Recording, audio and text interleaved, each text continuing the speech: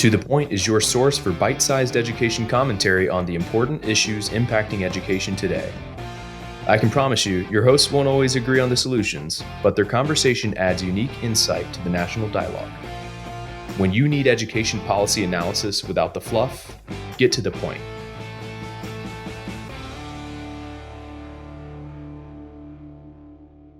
Jim Horne, welcome to the next episode of To the Point, where we get straight to the point, Jim, and we don't always agree. Today, Jim, we're going to talk about the end of ESSER. Are we all falling off a cliff? Is it just a bunch of hooey, or what impacts are we going to see, Jim? I certainly have my point of view, but let's start with you, Jim. In Florida, the ESSER dollars are coming to an end September 30th. They have to be all obligated, which means under contract. And then, Jim, by January of next year, they have to be liquidated or spent. How's that going to impact Florida, Jim? Both, at the district level, the state level? Is it going to be the end of the world, or shrug your shoulders and move on? Yeah, so that's a great question. I've been thinking a lot about that lately, and I don't think that it's go off the cliff and crash, right? I think it's, certainly there's going to be less money to spend or to invest in a lot of the one-time types of things. Maybe it's slipping a rung or two down the ladder, but not all the way to the bottom, right? So I think that's the case. And I don't think that it's can be viewed across the board, because take for Florida, for example, our economy is strong. It's booming by all indications. Unemployment rates are well below the national average, and every forecast of revenue keeps coming in higher than what they had projected, 3 months prior. So there is more money being invested, and as you know, education gets a big share of it. Education, healthcare sort of, really get the lion's share of everything. And so I think that you will see growing investments in sort of the operational side of education, and particularly public school systems. Now, having said that, we are seeing some strange anomalies that are occurring in a lot of our more large urban areas where there is a declining enrollment. Now, I don't know if that is attributable to more school choice options that are moving these enrollments to different places, whether it be, private school voucher programs, charter schools, homeschools, or not. So I wouldn't want our viewers to think across the board everybody's getting fat and happy. I do think that you will see kind of, spotty areas where they're seeing more dollars to spend in education. And I think you'll see some that will have less to spend. I hope that these great investments that have been made over the last 3 or is it 4 years now, Doug? Maybe it's going on 4 years. I remember ESSER's 3, right? So it should be 3 rounds of it. But, but what I really want to do is ask you, I still keep hearing that there are some big unspent balances. But then when I talk to all the school superintendents, they tell me, oh, no, it's all spent or it's all obligated. Yet I see numbers that don't bear that out. So what is the truth in terms of, are we going off the cliff? Is there more money to spend? And what's going on out there? Yeah, it's great questions. And I hear the same, Jim, all across the country in terms of these big balances that are out there. And I think part of what you're hearing, Jim, from district leaders or even state leaders is they don't necessarily want to advertise they've got a lot of money left, if in fact they do, right? So it becomes we've got plans for that, or, that's all, spoken for. They'll use words that are kind of loose. And I don't mean that as a criticism. I just mean it's a way for them to sort of not sort of reveal their hand, because there is a lot more reporting and a lot more publicly available data on these stimulus dollars. So I think it's frankly a little bit of a way to kind of keep people at bay. They say that, but the reality is, the money's not spent until it's spent.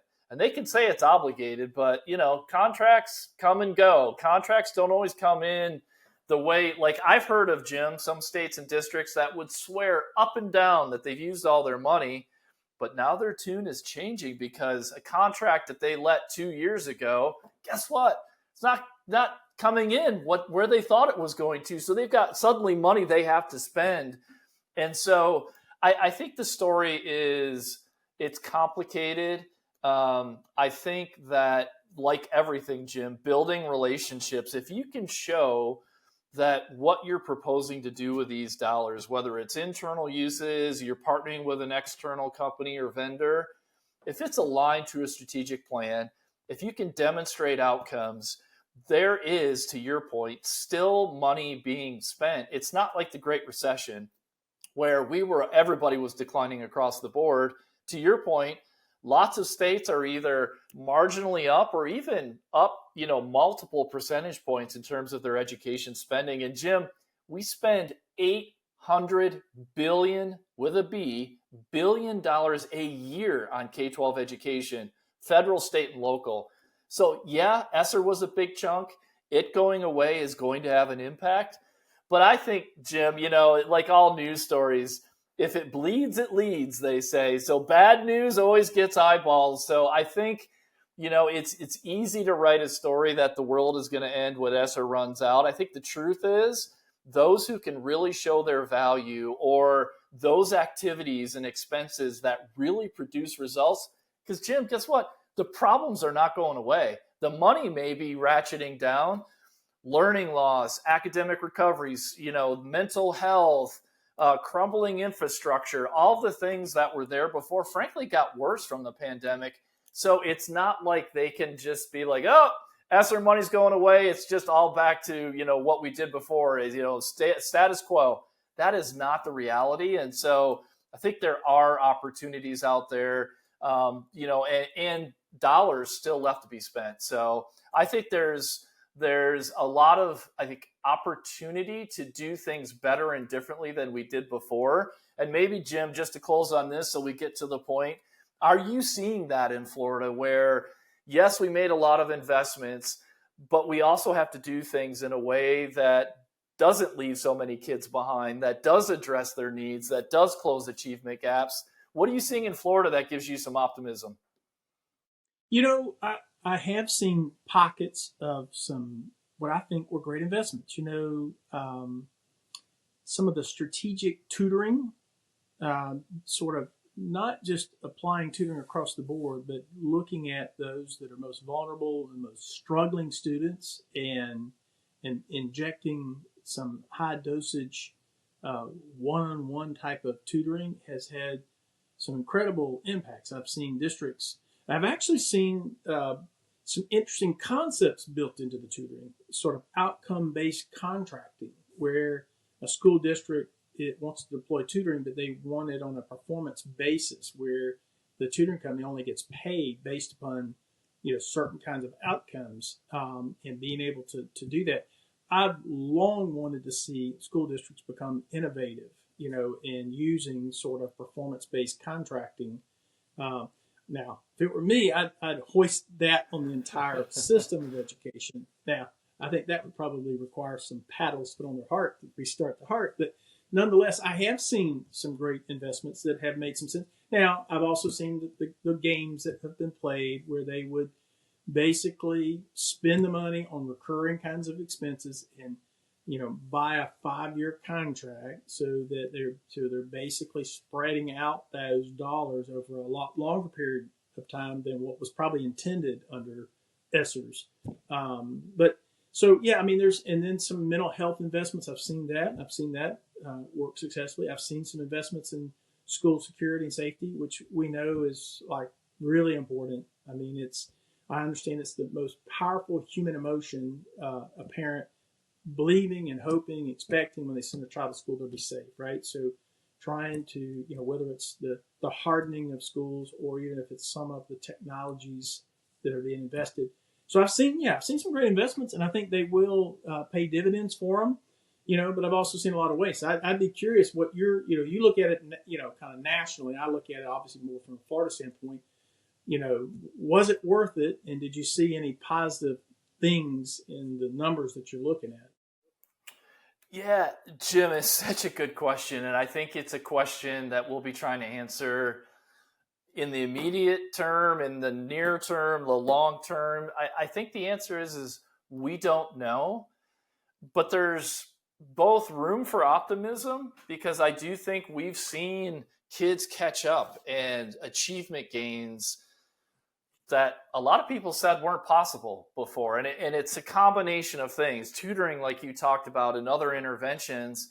So in some respects, I'm hopeful. In others, like if you look at the chronic absenteeism and the fact that a lot of students, a lot of families have just kind of lost the habit of going to school and valuing school. And I think that's part of the chronic absenteeism, school safety, like you talked about. The fact that school doesn't feel relevant to a lot of students. So that whole college and career readiness, particularly the career readiness piece, I think there are some interesting things happening there.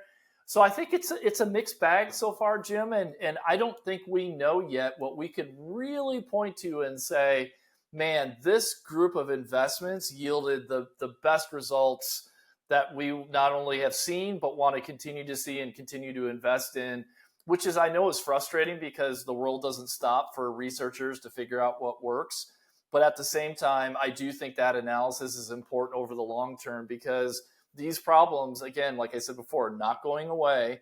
Some of them have gotten worse, and we really need to continue to look at what is not only working, but what's your best return on it, that particular investment, because things may work, but other things may work better, and we need to shift investments over there. So I think, Jim, just a final last point I'll make on this, the mindset of we have to maximize these investments and really measure what we're getting for these dollars will be a long-term trend that I think will benefit everybody in the system, because we're not just going to do things because they feel good or they look good or that we've always done it that way. We just can't do that anymore. And I see more and more people sort of re-examining those types of expenditures and those kinds of decisions and saying, you know what, it's time to do something different and better and measure it and figure out what kind of outcomes we got. And if we didn't get them, we need to continue to make changes until we do. Yeah. All right, Jim. That's to the point on ESSER. Any last words before we sign off? No, just I'm with you. Time will tell. Everybody will probably be trying to figure out a return on the investment, and probably not anything we'll all agree on. But Doug, you and I always do get to the point. Wish we do, Jim. All right. Talk to you next time. Thank you. See you next time. To the Point is your source for bite-sized education commentary on the important issues impacting education today. I can promise you, your hosts won't always agree on the solutions, but their conversation adds unique insight to the national dialogue. Jim Horne is a Strategist partner and former Florida Education Commissioner serving under Governor Jeb Bush. Doug Mesecar is a Strategist partner and a former teacher. He's also served as a senior EdTech executive and a U.S. Department of Education Deputy Chief of Staff.